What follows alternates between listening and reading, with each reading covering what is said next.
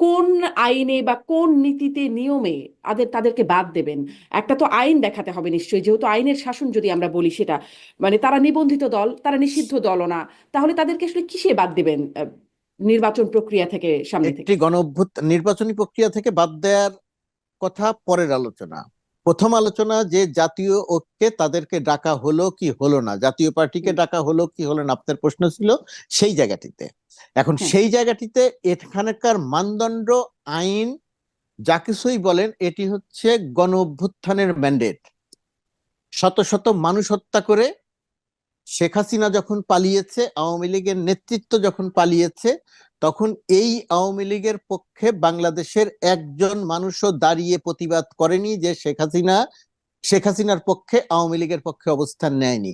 একটি গণঅভ্যুত্থান সংগঠিত হয়েছে। সেই গণঅভ্যুত্থানে বাংলাদেশের সব মানুষ বলা হয়তো ঠিক হবে না, বাংলাদেশের মানুষ সেই গণঅভ্যুত্থানে অংশ নিয়েছে। কিন্তু গণঅভ্যুত্থানের বিপক্ষ যে শক্তি, সেই শক্তিকে রাস্তার কোথাও দেখা যায়নি।